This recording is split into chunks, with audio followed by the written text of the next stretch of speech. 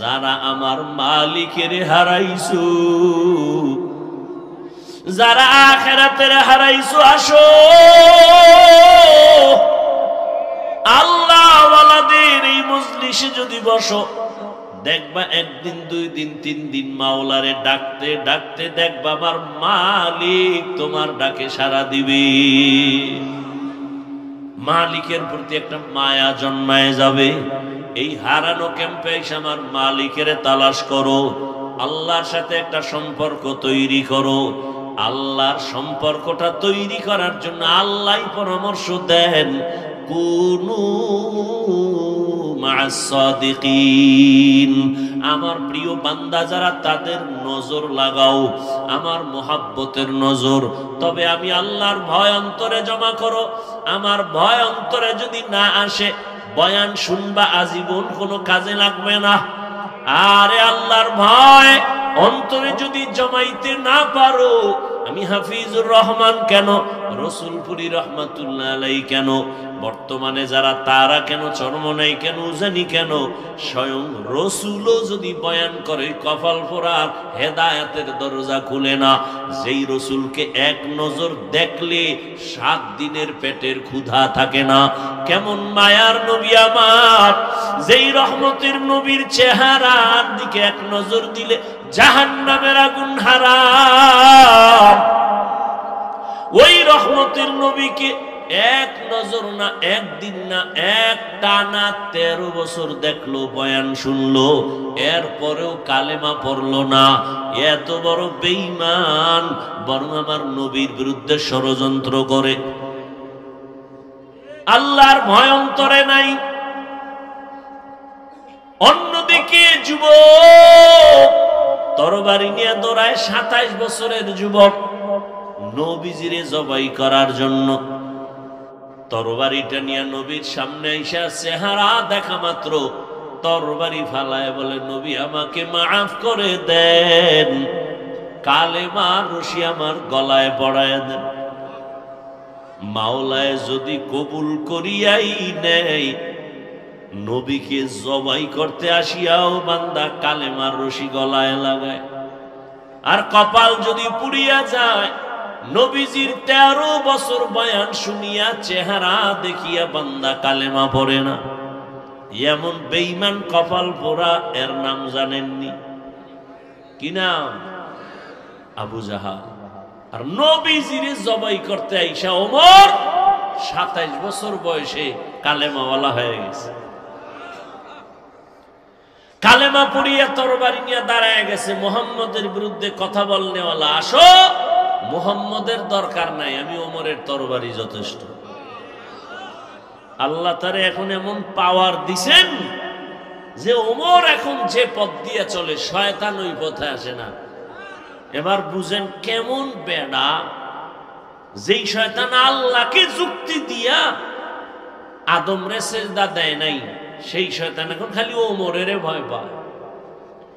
যুবক মদের বোতল হাতের মধ্যে নিয়ে মদ পান করে আর আনন্দ করে করে রাস্তা দিয়া যায়। হঠাৎ নজর করে দেখে অপর পার্শ্ব থেকে ওমর আসতেছে। দেখেই কম্পন শুরু।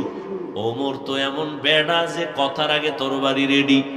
মনে মনে তওবা করে, আল্লাহ আমারে বাঁচাও, জীবনে আর মদের বোতল হাতে নিব না, ফালাইতেও পারে না, অন্তরে ভয়। ওমর সামনে সেই নজর দিয়ে দেখে বোতল, কয় বোতলটা আমার হাতে দে। যুবক কাঁপতেছে, কাঁপো কেন, দে বোতল দে, ভয় নাই দে। যুবক তো অন্তর মালিকের দিয়ে দিছে, আল্লাহ বাঁচাইও, জীবনে আর মদ পান করুম না। এমন ভাবে মালিকের সাথে তওবা করে ফেলেছে। ওমর বোতলটা হাতের মধ্যে নিয়েছেন, বোতলটা নিয়ে তাকায় দেখে পুরা বোতলে 1 ফোঁটা মদ নাই, পুরা বোতলটাই সাদা দুধে ভরা। এর নাম আল্লাহর ভয়। हर के दारत খৌফে হকদার দিল মদম জন্নতুল মাওয়া দেহদ ও রামকাম জুজবা হকচি জে মখাজ ইনসুজা ফজলে উ আমস্তে দর জুমলা জাহা। আল্লাহর ভয় মানে আল্লাহর আযাবের ভয়। যতদিন পর্যন্ত অন্তরে আসবে না ততদিন পর্যন্ত কোনো বয়ান জীবনে বাস্তবায়ন কাজে লাগাইতে কেউ পারবে না। আর আল্লাহর এই ভয়ের নাম তাকওয়া। এই ভয়টা অর্জন করা লাগে, মায়ের গর্ভ থেকে কেউ নিয়ে আসে না। এই তাকওয়া কেমন করে তুমি অর্জন করবা? একমাত্র ঠিকানা আল্লাহর প্রিয় বান্দাদের নেক নজর। তাদের নজরে পাওয়ার আছে। আল্লাহওয়ালাদের নেক নজর লাগাও, তাদের নজরের মধ্যে পাওয়ার। একটা বেনামাজি বেআমলওয়ালা গাঞ্জা খায়, বিড়ি টানে, ওর নজরে পাওয়ার আছে, আছে না? একটা দুধের বাচ্চার দিকে তাকাইছে, বদ নজর লাগাইছে, তো বাচ্চা অসুস্থ, খানা দানা চাইরা দিছে, কোনো ঔষধেও ভালো হয় না। মুরব্বীরা কয়ের বদ নজর লাগছে পানি ভরালা হুজুরের থেকে। হয়নি এরকম? একটা গাঞ্জা করবে নামাজির নজরে যদি পাওয়ার থাকে, জাকিরিন জিকির করনেওয়ালা, তাহাজ্জুদ পড়নেওয়ালা, কোরআন পড়নেওয়ালার নজরে কেন পাওয়ার হবে না? জগৎ বিখ্যাত একজন চিকিৎসা বিজ্ঞানী, নাম হলো বু আলী সিনা। এগুলো জগৎ বিখ্যাত চিকিৎসা বিজ্ঞানী। তিনি একদিন কোথাও যাচ্ছেন, তো হঠাৎ এক জায়গায় ঢুকলেন, এক বাড়িতে ঢুকে দেখে এক পাগড়িওয়ালা বুজুর্গ একটা বিছানায় শুয়ে রয়েছে। একটা মানুষ, যুবক, এরে তেল ভরা পানি ভরা দেয়, যারে যার ফুক দেয়। এত বড় চিকিৎসা বিজ্ঞানী, ডজন ডজন ডাক্তার জন্ম দেনেওয়ালা, হে দেয় খালি ফুয়ায় তেল ভরা। তো কয়, এই মেয়ে আপনি কি করেন? এটি কি হবে এগুলো দিয়ে? তো বুজুর্গ তো খুব খাঁটি বুজুর্গ, চুপচাপ বয়ে রয়েছে। আল্লাহওয়ালারা কথা কয় না, যেটা কয় কলিজা ছিদ্র হয়ে যায়। চুপ করে বসে রয়েছে, ফট করে অনেকক্ষণ এই ধাক্কাইতে, আপনি কি করেন, কি হবে? পরে হুজুরে কয়, কি বললেন আপনি? কয় যে ঝাড় ফুঁক দিলে কি হবে? তো হুজুরে এমন এক জবাব দিছে যে তুমি গাধা, বুঝবা না। এত বড় চিকিৎসা বিজ্ঞানী যখন গাধা কইছে, ওর মাথা গরম হয়ে গেছে। এইবার হুজুরের আরো গালি। হুজুর হয়ে কেমনে এই কথা বললেন? এত বড় সাহস, চরিত্র আপনার এমন কেন? হুজুর যে ওইটা কইয়া হে হই আবার এই কামে লেগে গেছে। ও কি কয় ওদিকে আর কান নেই। আবার দীর্ঘ টাইম পরে কয়, ভাই আপনি কি কইতেছেন? আবার কি কইতেছেন মানে? আপনি আমাকে গালি দিলেন কেন? কই আমি আপনারা মারছি না, শরীরে হাত দিছি না। আপনি চেতলেন কেন? আপনার গায়ে হাত দিলাম না, শরীরে হাত দিলাম না, কে আপনি বলছেন কি? আমার মুখে আমি বলছি, আপনার সমস্যা কি?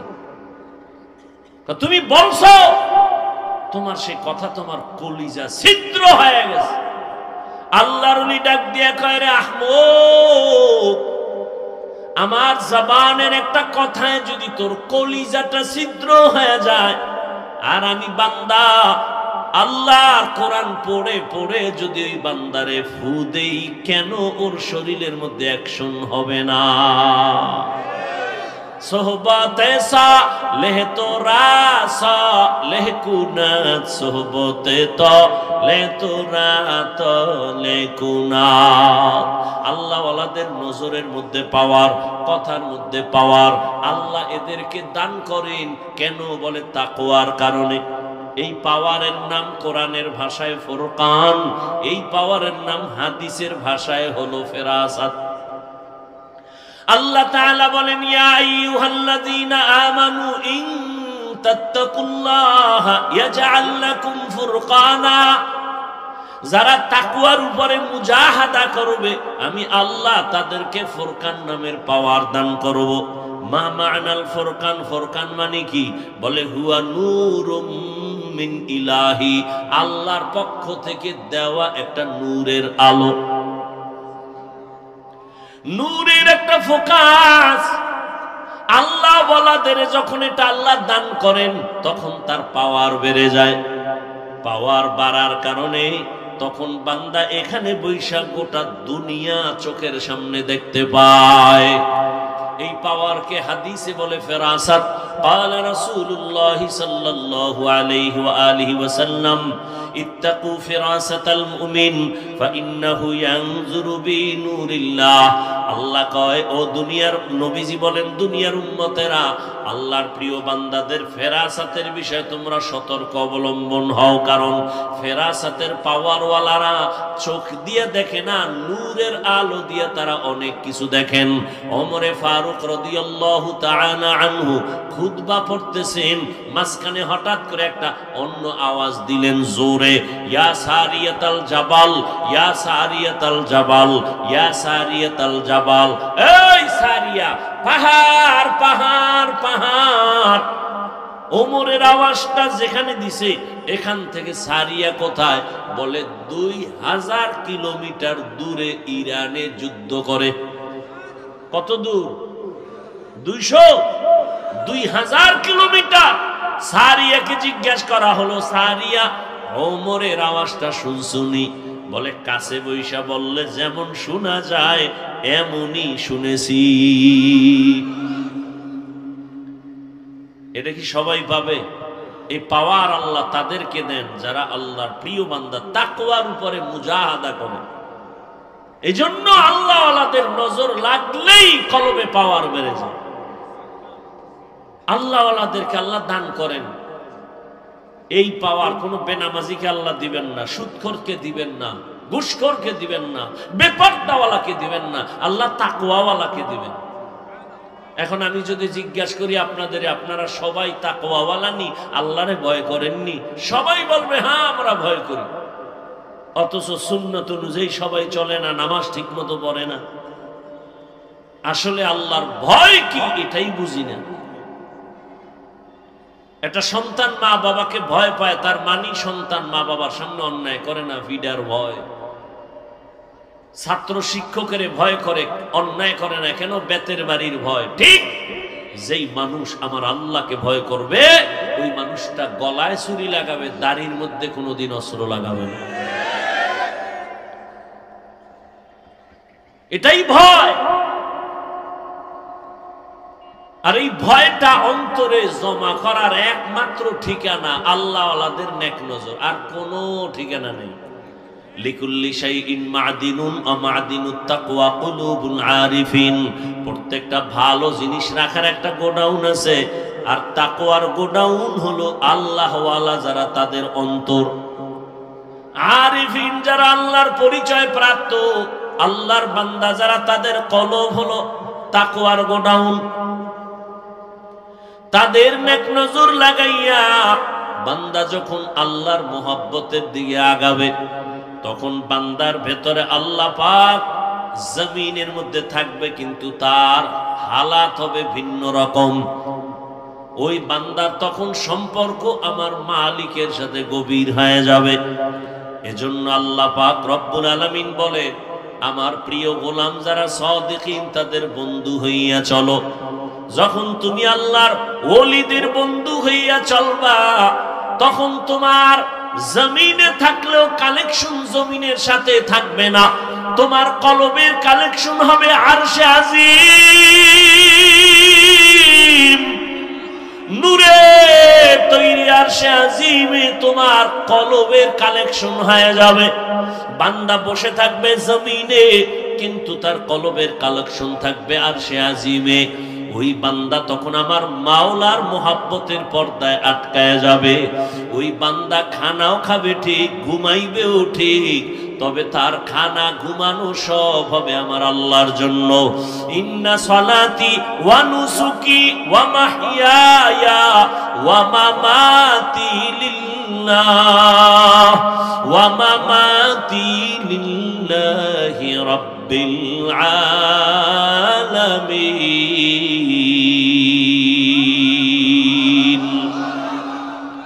আল্লাহর মোহাব্বত আর যখন ভয় অন্তরে আসবে, রাসূলের হাতে গড়া সাহাবী আবু বকর কত বড় আল্লাহর প্রিয় গোলাম।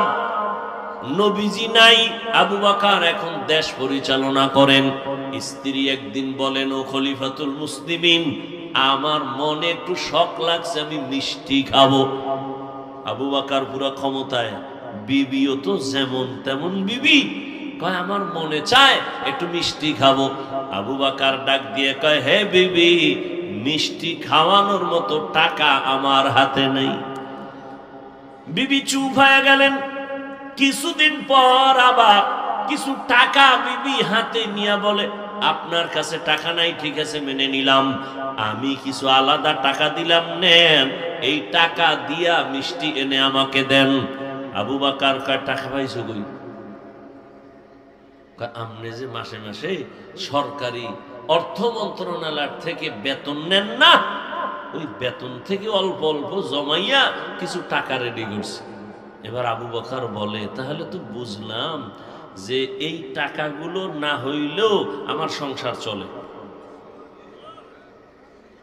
ঠিক আছে, তো আগামী মাস থেকে আমি বেতন নিব, তবে এই টাকা কমাইয়া কমাইয়া বেতন নিব।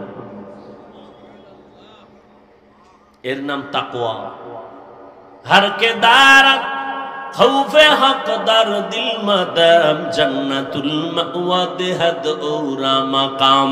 মসজিদে নববী এখন তো বিশাল গম্বুজ, তখন তো খেজুর পাতার ঘর, পার্শ্বে রহমতের নবীর ঘর। আম্মাজান আয়েশা রাদিয়াল্লাহু আনহা, সেই ঘরের মধ্যে রহমতের নবী বলেন, আমি এশার নামাজ পড়ে কারোর সাথে গল্প করি না, কথা বলি না, আমার অভ্যাস, আমি এশা পড়িয়াই ঘুমাইয়া যাই। আবার আমি গভীর ঘুমে যাওয়া এক জিনিস, তবে আমি যতই ঘুমাই আমার চোখ বন্ধ থাকে, আমার অন্তর কখনো ঘুমায় না। আমি আয়েশার হুজুরায় ঘুমাই, হঠাৎ এর মধ্যে কানে আওয়াজ আসতেছে, কে জানো মসজিদের মধ্যে কাঁদতেছে, কান্নার আওয়াজ, আমার ঘুম ভেঙে গেল। আমি আস্তে করে সজাগ হইয়া এবার বিছানা থেকে বের হইয়া আমি বাইরে আইসা তাকাইয়া দেখি আমার ঘুমটা ভেঙ্গে দিল এমন কোন বান্দা গভীর রাতে কান্না করে।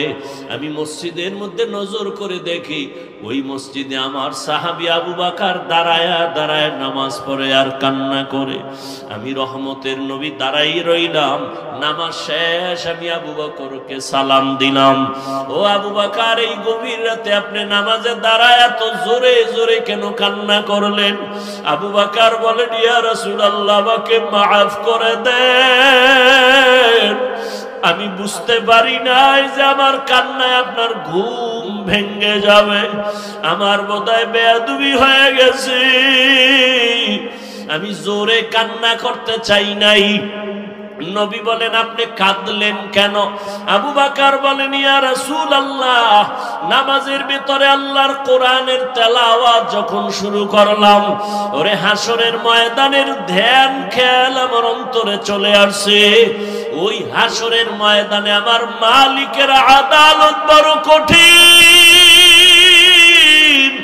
ওই ভয় আমার অন্তরে যখন আসছে, আমি মালিকের আদালতে কেমনে দাঁড়াইয়া জবাব দিব, এই ভয়ে আমার কান্না হইতে হইতে এক পর্যায়ে জোরে আওয়াজ হয়ে গেছে।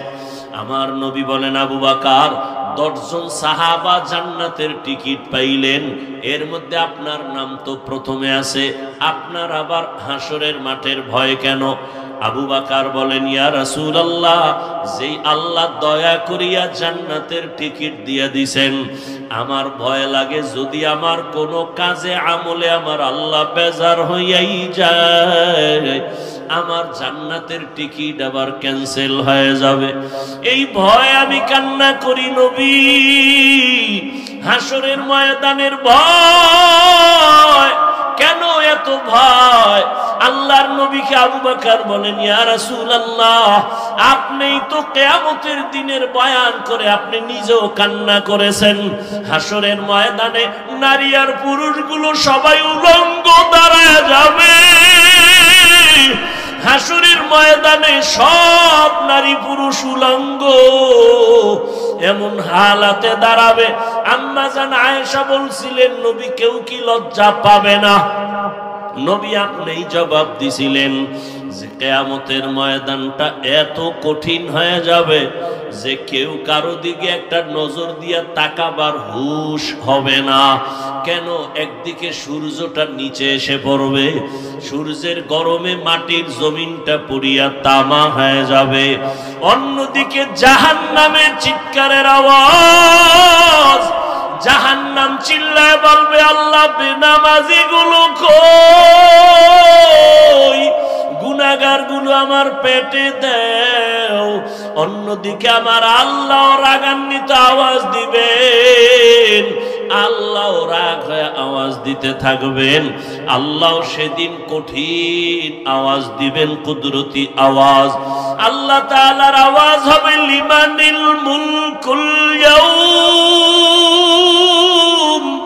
লিল্লাহিল ওয়াহিদিল কাহ্হার। আমার আল্লাহ পাকের রাগান্বিত কুদরতি আওয়াজ এত ভয়ঙ্কর হবে, হাসরের ময়দানটা থরথর করে কেঁপে উঠবে। ওই সময় মানুষগুলো কান্না করে করে পাগলের মতো হয়ে যাবে। আবু বকর বলেন, ইয়া রাসূলুল্লাহ, আপনিই বলেছেন হাসরের মাঠের ভয়ঙ্কর হালাত দেখে নবীরা পর্যন্ত যাদের গুনাহ নাই তারাও কান্না করে করে বেকারার হয়ে যাবেন। ওই ভয়ে আমি নামাজের মধ্যে যখন কান্না শুরু করেছি, আমার আওয়াজটা বেড়ে গেছে, আমি কখনোই বুঝতে পারি নাই। কারণ আমি ছিলাম জমিনে নামাজে দাঁড়ানো, কিন্তু আমার কলবের কানেকশন হয়ে গেছে আমার মালিকের সাথে।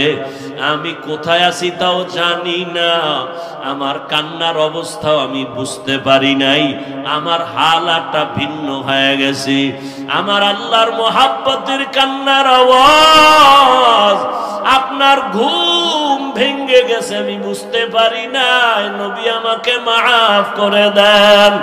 ওই হাসরের ময়দানে নবীরা যদি কান্না করেন, আমি আবু বকরের কি উপায় হবে? আল্লাহ যদি ডাকে আবু বকর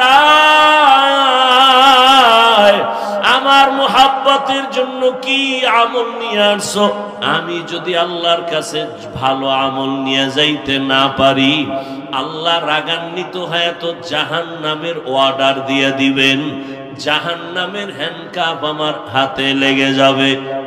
ইয়া রাসূলুল্লাহ, দুনিয়াতে আমি দুর্বল মানুষ, সূর্যের গরম সহ্য করতে পারি না, একটা মশার কামড় সইতে পারি না, একটা বেতের বাড়ি সহ্য করতে পারি না। গুনাহগার হইয়া যদি আল্লাহর আদালতে দাঁড়াই, আল্লাহ যদি রাগান্বিত হইয়া জাহান্নামের অর্ডার দিয়াই দেয়, জাহান্নামের হ্যান্ডকাপ যদি লেগে যায়, একটা সেকেন্ডের গরম আমি সহ্য করতে পারবো না রে আল্লাহর নবী। এই কারণে আমি নামাজে দাঁড়ায় দাঁড়ায় আমি আযাবের ভয়ে কান্না করি। আল্লাহ তাআলা কোরআনে বলেন, ওয়া আম্মা মান খাফা মাকামা রাব্বিহি ওয়া নাহান নাফসা আনিল হাওয়া ফা ইন্নাল জান্নাতা হিয়াল মাওয়া। আল্লাহর আদালতে দাঁড়াইয়া হিসাব দেওয়ার ভয়। আল্লাহর যে কোনো বান্দা বান্দি দুনিয়াতেই গুনাহ থেকে নিজেকে বাঁচাইয়া চলবে, আল্লাহ ওয়াদা করেন আমি তাকে বিনা হিসাবে জান্নাতের মেহমান বানায় দিব। হারকে দারাত খৌফে হকদার দিল মাদাগম জন্নাতুল মাওয়া দেহত উরা মাকাম জুজবা হক চি জে মখাদ ইনসুজা ফজলে উআ মস্তে দর জুমলা জাহা।